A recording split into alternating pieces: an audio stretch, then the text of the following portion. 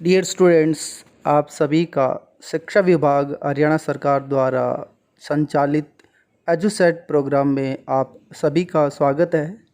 मैं Vijaypal PGT history government senior secondary school Rodai Rewari अपने कक्षा 10वीं सामाजिक विज्ञान इतिहास पाठ 1 यूरोप में राष्ट्रवाद का उदय भाग 4 के साथ आपके सामने प्रस्तुत हूँ।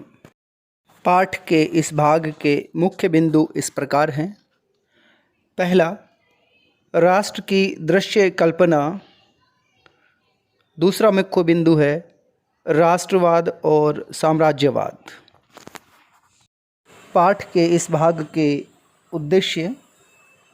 डियर स्टूडेंट्स, हमारे इस भाग के मुख्य उद्देश्य इस प्रकार है। पहला, राष्ट्र के मानवीकरण, अर्थात राष्ट्र को मानव के रूप में प्रस्तुत करके राष्ट्रवाद को बढ़ावा देने के प्रयासों को जानना।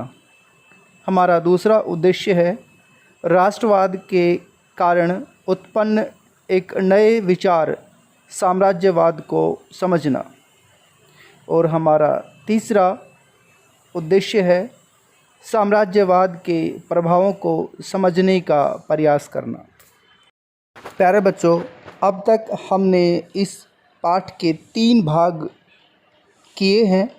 उसके आधार पर आपसे उम्मीद की जाती है कि आपको निम्न बातों का ज्ञान अवश्य होगा, जैसे यूरोप में राष्ट्रवाद के विभिन्न कारकों की समझ होना। दूसरी बात, राष्ट्रवाद के अर्थ की जानकारी होना।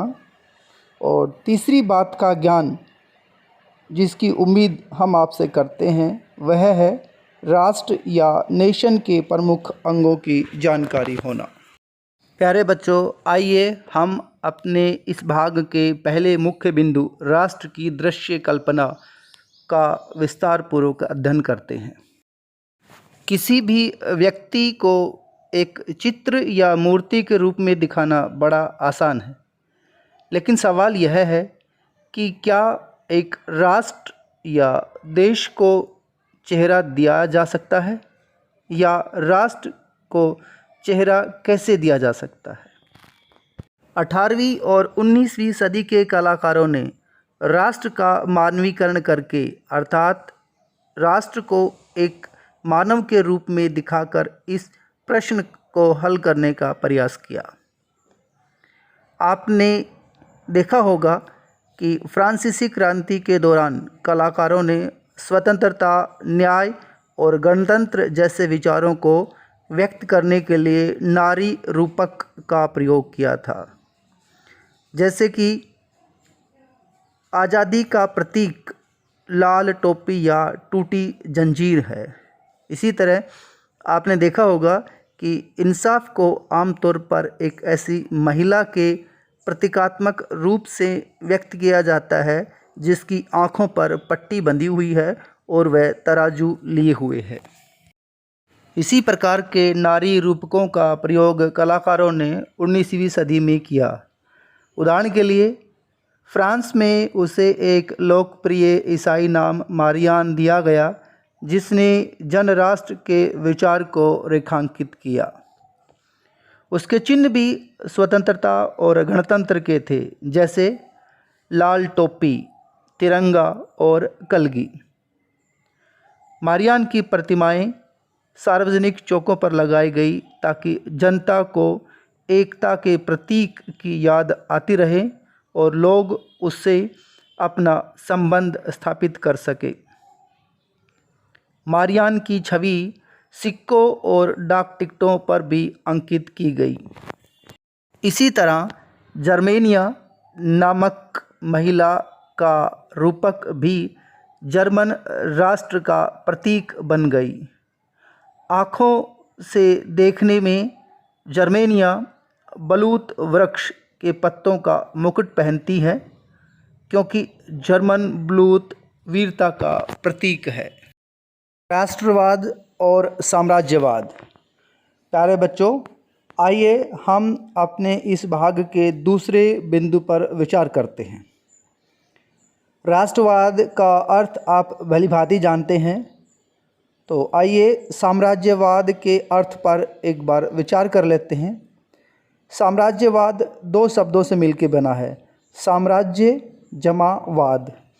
साम्राज्य का अर्थ होता है एम्पायर, इलाका, क्षेत्र, और वाद का अर्थ होता है विचार।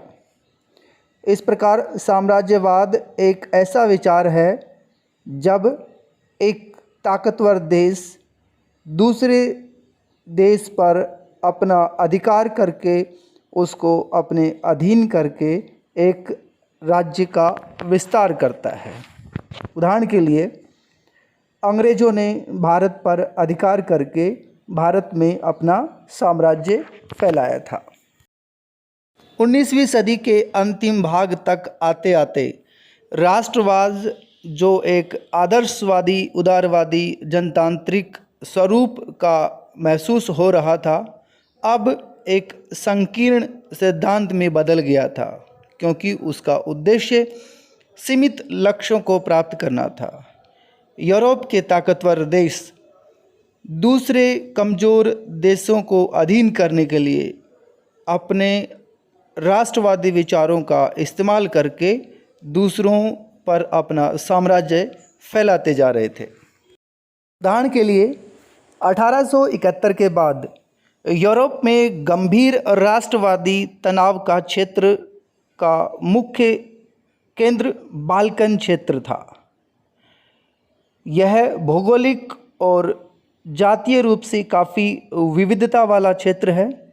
इसमें आधुनिक रोमानिया, बुल्गारिया, अल्बानिया, यूनान, Macedonia, Croatia, Bosnia Herzegovina, Slovenia, Serbia और मॉन्टीनीग्रो जैसे देश शामिल हैं।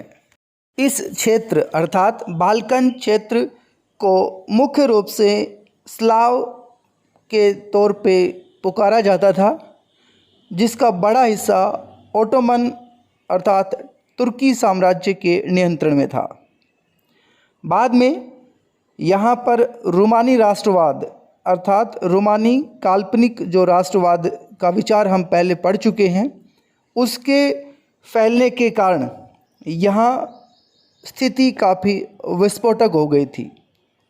दूसरी ओर ओटोमन साम्राज्य ने 19वीं सदी में आधुनिकीकरण और आंतरिक सुधारों के जरिए अपने आप को मजबूत बनाने का प्रयास किया।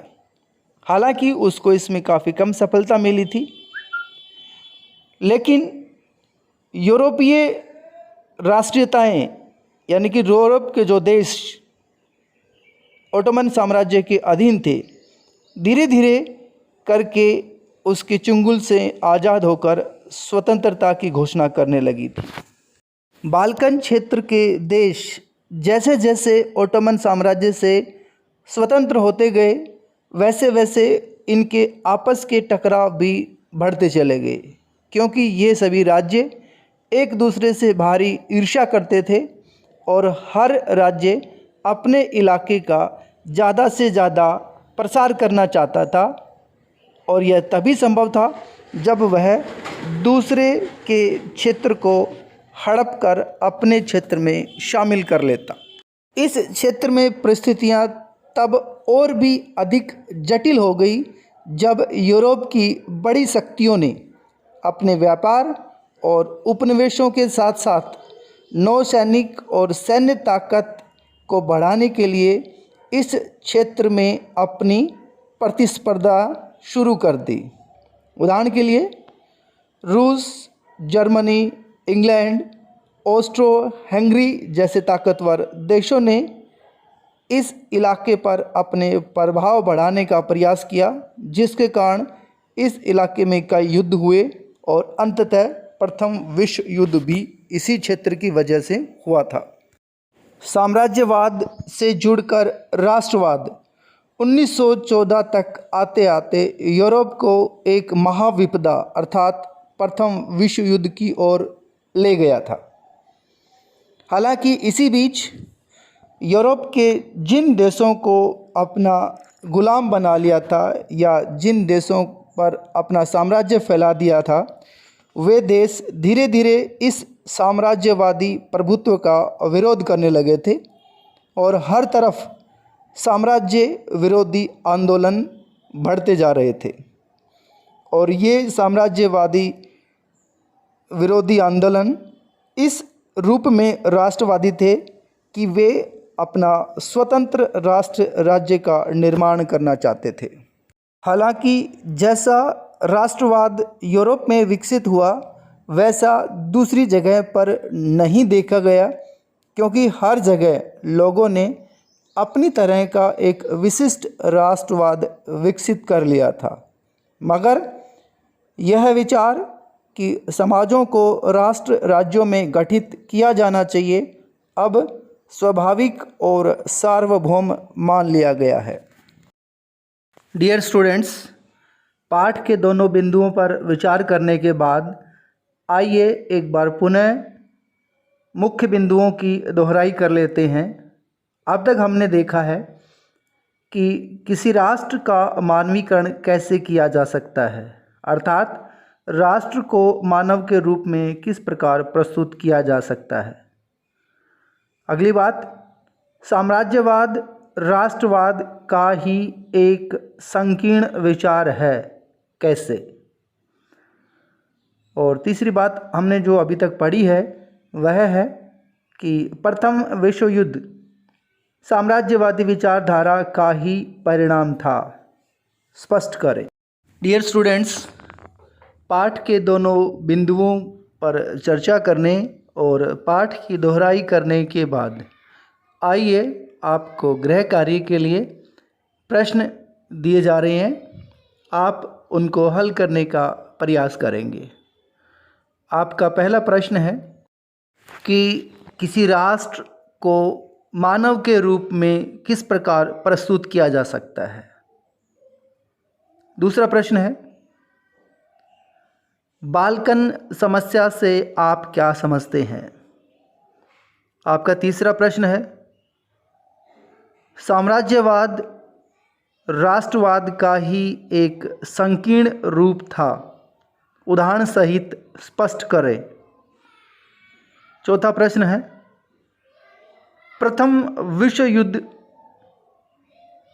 का आधार साम्राज्यवादी विचारधारा में ही छिपा हुआ है, कैसे।